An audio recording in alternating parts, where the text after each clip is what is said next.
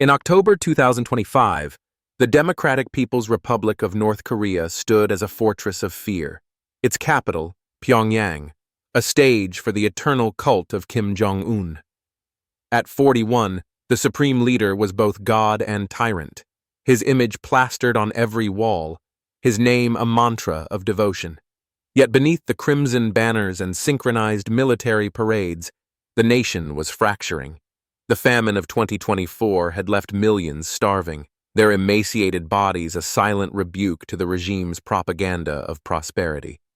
International sanctions strangled the economy, and whispers of dissent stirred in the shadows, fueled by smuggled footage of the outside world. Kim's health was the regime's deepest secret. His obesity, rumored to exceed 330 pounds, coupled with diabetes, hypertension, and heart disease, made him a medical liability.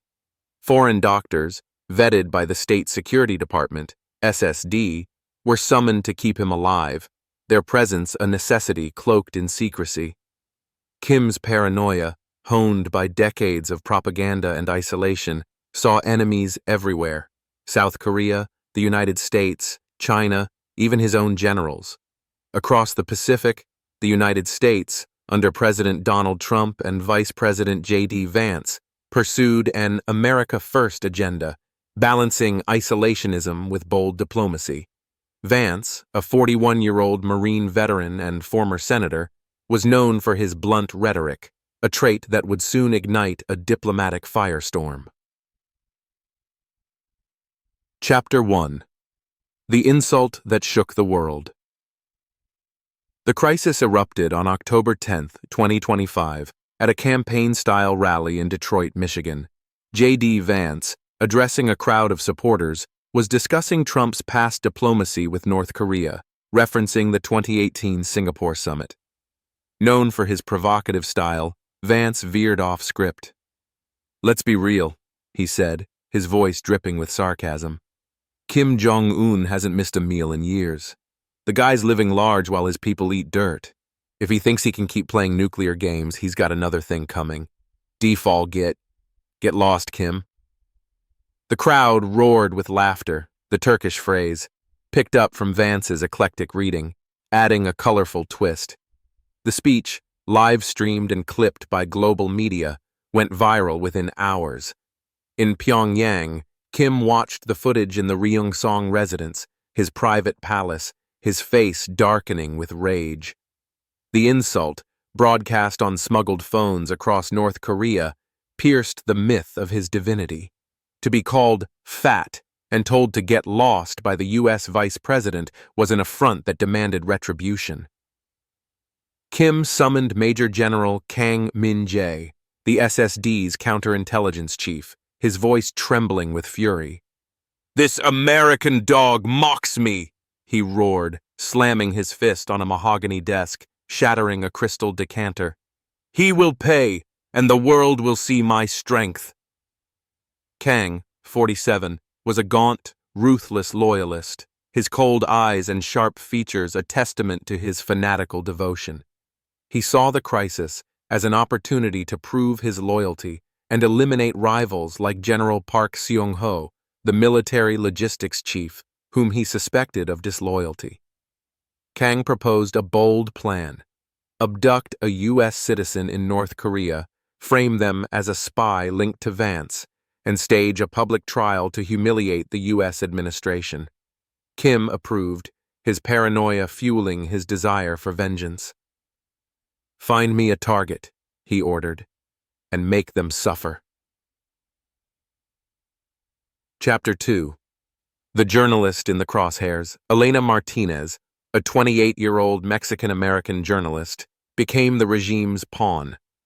Born in Los Angeles to immigrant parents, Elena had grown up in a working-class neighborhood, her passion for truth shaped by her mother's stories of struggle in Mexico. A rising star at an independent outlet, she had entered North Korea on a rare press visa to cover a state-sanctioned cultural festival, hoping to expose the regime's human rights abuses.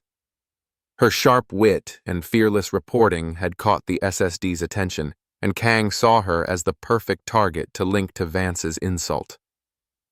On October 12th, Elena was seized from her hotel in Pyongyang's diplomatic quarter. SSD agents stormed her room, confiscating her camera, notebooks, and laptop. Blindfolded and bound, she was dragged to a black van and taken to a detention center beneath the Ministry of State Security, a concrete labyrinth of screams and despair. In a cell lit by a flickering bulb, SSD officers interrogated her, their voices sharp with accusation. "You work for Vance," they shouted, slamming her against a wall. "You were sent to destabilize our supreme leader." Elena, terrified but defiant, denied the charges. "I'm a journalist," she said, her voice shaking. "I don't even know J.D. Vance. I came to report the truth, not to spy." Her honesty only fueled Kang's suspicions.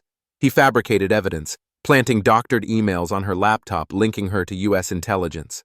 Kang planned to torture her for a confession, then execute her during the Chuseok festival on October 15th, a spectacle to restore Kim's image and shame, the U.S.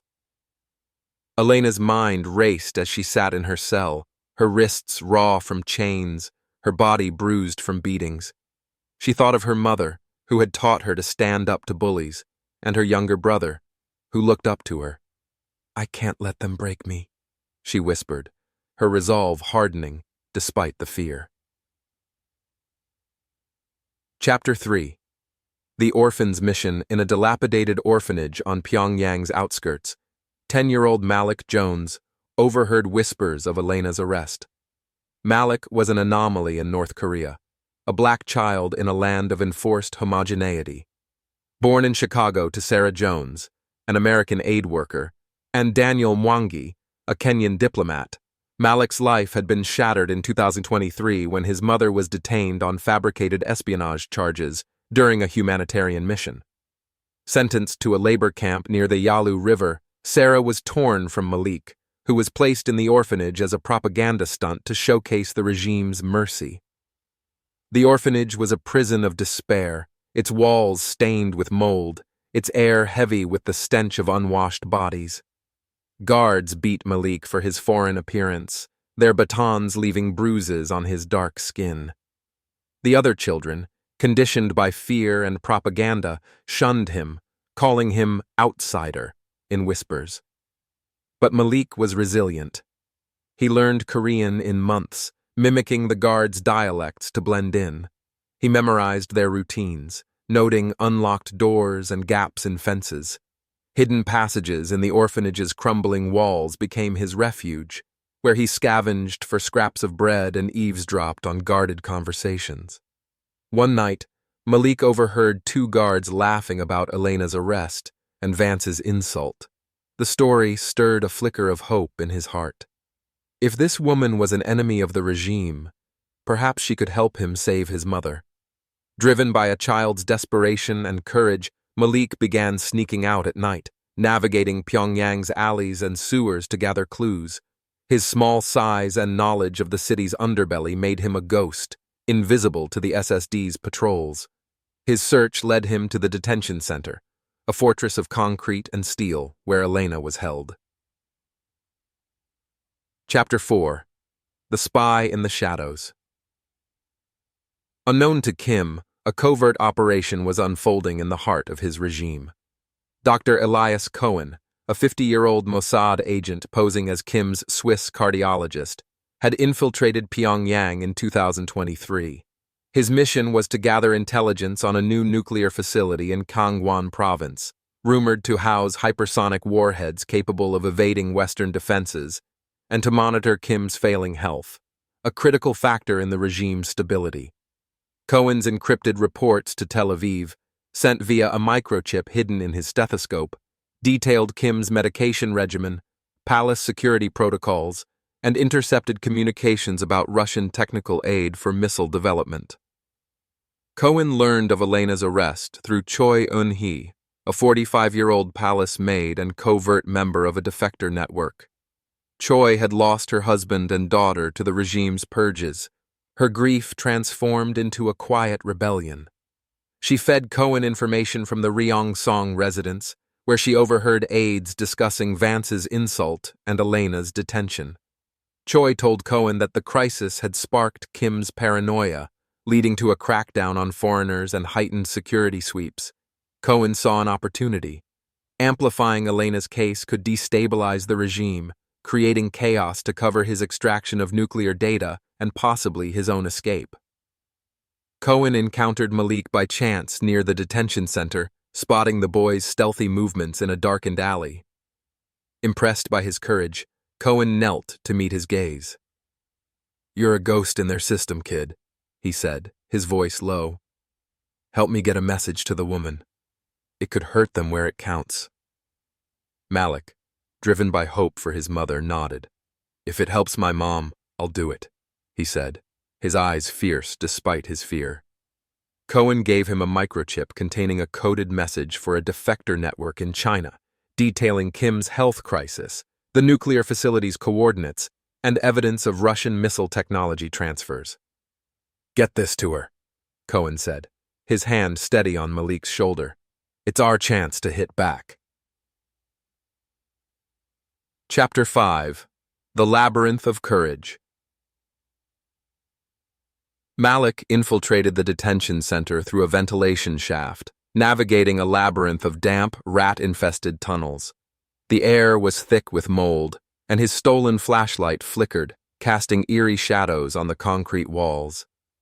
His knees were scraped raw, his heart pounding with fear and determination. He thought of his mother's smile, her voice urging him to be strong, and pressed on, driven by the hope that helping Elena might lead to Sarah's freedom. Reaching Elena's cell, Malik whispered through a grate, his voice barely audible over the hum of the facility's generators. "I'm Malik. I'm here to help you." Elena, bruised and shivering in the dim light, was stunned. Her face was swollen from beatings, her wrists raw from chains, her journalist's notebook confiscated. "You're just a kid," she said, her voice hoarse with exhaustion. "Why risk this?" "For my mom," Malik said, his eyes burning with resolve. "She's in a camp. You're my chance to fight them." Using a key card stolen from a sleeping guard, Malik unlocked Elena's cell. Her legs trembled as she stood, her spirit battered but unbroken. "You're insane, kid," she said, a faint smile breaking through her fear. "But you're braver than anyone I've ever met." They fled through the tunnels, the sound of boots echoing behind them. Alarms blared as guards discovered the breach, their shouts reverberating through the concrete maze. Cohen, waiting in an alley outside, provided cover with a concealed pistol, his Mossad training guiding his aim.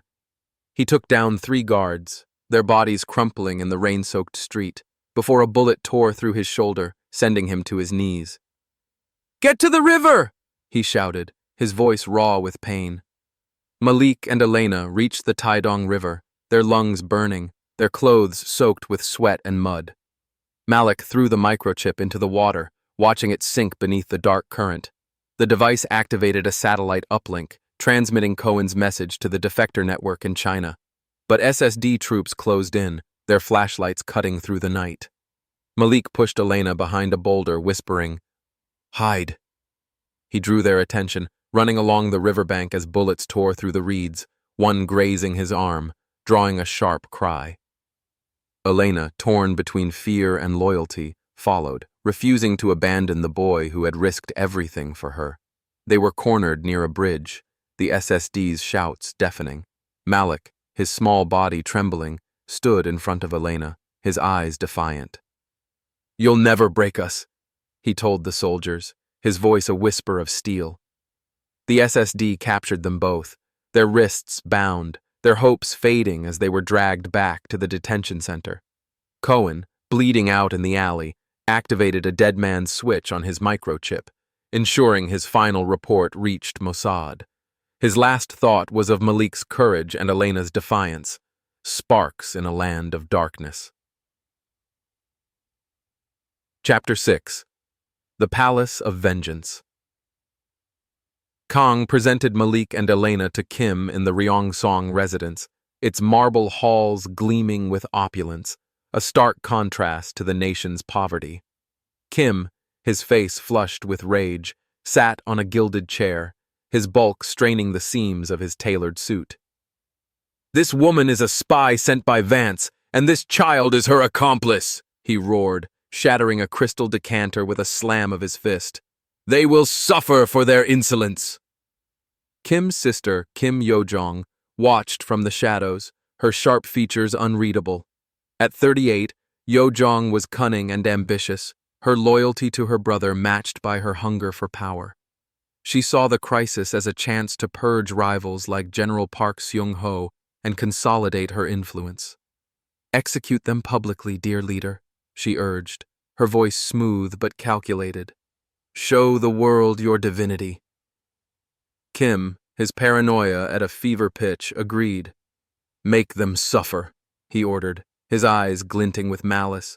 "Let the world know what happens to those who defy me." Elena and Malik were taken to separate cells beneath the palace, where SSD interrogators used every tool to break them. Elena endured sleep deprivation, starvation, and electric shocks, her body racked with pain. She sobbed as she heard Malik's cries through the walls, guilt consuming her. "I didn't mean for this," she whispered to her interrogators, her voice breaking. "I'm just a journalist."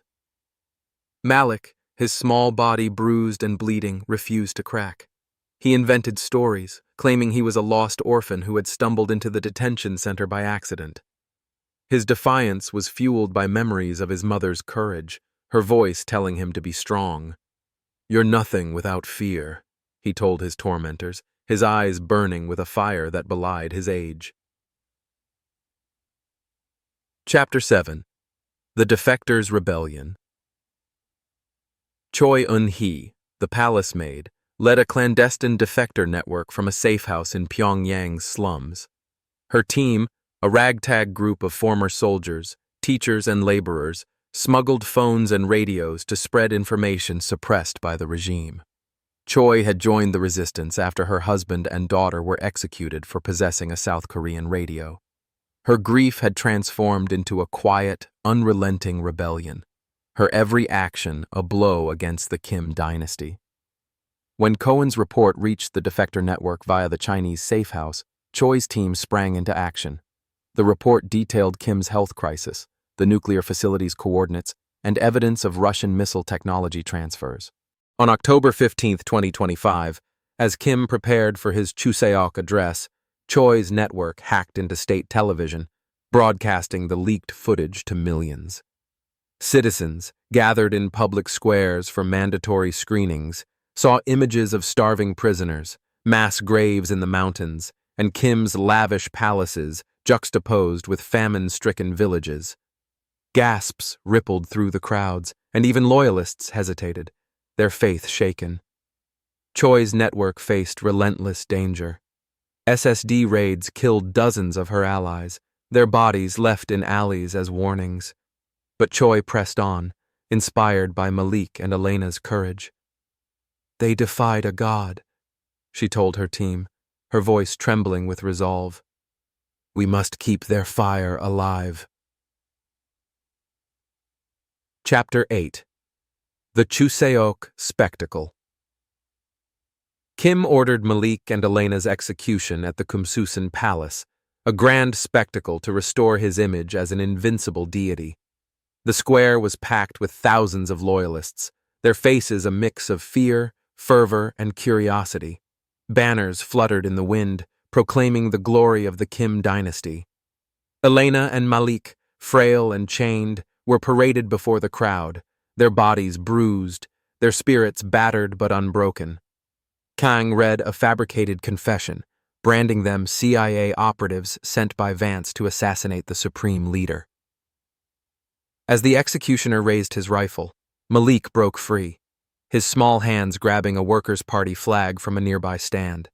He climbed a statue of Kim Il-sung, his movement swift despite his injuries. Waving the flag defiantly, he shouted in Korean, "The world knows your lies! You can't hide!" His voice, high and clear, pierced the silence, echoing across the square. Elena, inspired by his courage, struggled against her chains, her voice raw with defiance. Vance was right.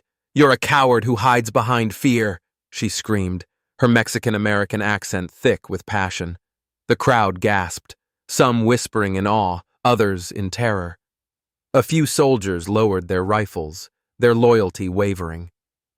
For a moment, time froze, the air thick with tension. Then 2 shots rang out, one after the other. Malik fell first, his small body crumpling on the marble, the flag slipping from his hands. Elena followed, her body collapsing beside him, their blood pooling together in a crimson stain. The crowd erupted, some weeping openly, others shouting in defiance, their voices drowned by SSD batons and tear gas. Kim, watching from a balcony, felt a chill despite the warmth of his fur-lined coat. The execution was meant to silence dissent, but it had ignited a spark, a ripple of rebellion that could not be contained. Chapter 9. The Mother's Odyssey. In a labor camp near the Yalu River, Sarah Jones toiled in a coal mine, her body frail from starvation and exhaustion, her spirit sustained by memories of Malik. At 35, Sarah was a shadow of the vibrant aid worker who had come to North Korea to deliver food aid. Her detention in 2023 on fabricated espionage charges had broken her body, but not her resolve. When rumors reached the camp of a black boy and a foreign woman defying the supreme leader in Pyongyang, Sarah knew it was Malik, her heart shattering into 1,000 pieces. A fellow prisoner, Lee Min-soo, a 40-year-old former smuggler, saw her grief and vowed to help her escape. Lee had lost his own family to the regime's purges and saw in Sarah a chance to fight back. "Your son gave us hope," he told her, his eyes fierce.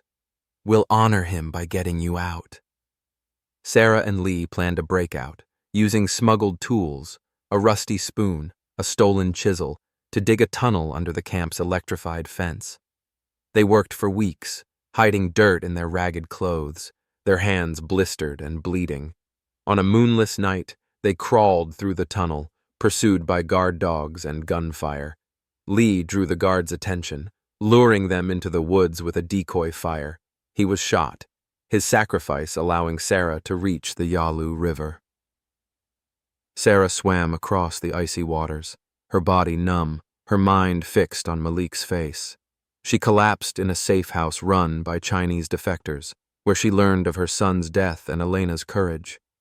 Tears streamed down her face as she clutched a tattered photo of Malik, vowing to tell their story to the world. Chapter 10. The General's Betrayal. General Park Seung-ho, accused of negligence in allowing Elena's presence, rallied his loyalists in the military, sparking a power struggle with Kang. Park, 52, was a pragmatic officer who had long questioned Kim's reckless policies, but lacked the courage to act. Kang's accusations pushed him to the edge, and on October 20th, a skirmish erupted at a military base near Pyongyang. Park's forces clashed with SSD units, the fighting spilling into the streets, leaving dozens dead and buildings smoldering. Kim, enraged by the chaos, ordered both men arrested. Kang was executed in a secret purge, his ambitions crushed, while Park was sent to a labor camp, his fate uncertain. The power struggle exposed cracks in the regime's unity, fueling whispers of rebellion among the military. Chapter 11. The defectors' fight. Choi Eun-hee's network grew bolder, smuggling radios and pamphlets that told of Malik and Elena's defiance. Their names became legends, scrawled in secret graffiti on Pyongyang's walls. Malik and Elena live. Choi faced constant danger, her safe house raided weekly by SSD forces. She lost her closest ally, a young teacher named Kim Soo-jin, to a firing squad, but her resolve hardened. "They died for us," she told her team, her eyes burning. "We will not let their sacrifice fade." The leaked footage spread beyond North Korea, reaching South Korea, Japan, and the West. Protests erupted in Seoul, with students chanting Malik and Elena's names. The UN convened an emergency session, and even China, wary of instability, reduced aid to Pyongyang, forcing Kim to divert resources to quell dissent. Chapter 12. The World's Response. Sarah reached South Korea, aided by defectors who smuggled her through China. At a UN conference in Seoul, she stood before a global audience, her voice breaking as she spoke of Malik and Elena. "My son was 10, she said, tears streaming down her face. He and Elena Martinez stood against a tyrant when the world looked away. Their courage is North Korea's hope." Her words sparked outrage. Sanctions tightened, targeting Kim's offshore accounts and military suppliers. Protests spread to Tokyo, Washington, and London, with activists holding vigils for Malik and Elena. Their images, a boy waving a flag, a woman defying a god, became symbols of resistance, plastered on posters and social media. Chapter 13. The Crumbling Throne. Kim's regime survived, but it was wounded. The nuclear facility was abandoned under international pressure, its engineers reassigned to less sensitive projects. Kim's health faltered further, his heart strained by stress and excess. Kim Yo-jong prepared for a potential succession, her ambition a growing threat to her brother's rule. She tightened security, purging suspected dissidents, but the whispers of rebellion grew louder, fueled by smuggled footage and Malik and Elena's legacy. Choi's network expanded, training new recruits in secret. They smuggled pamphlets into labor camps, telling of the boy and the woman who defied a god.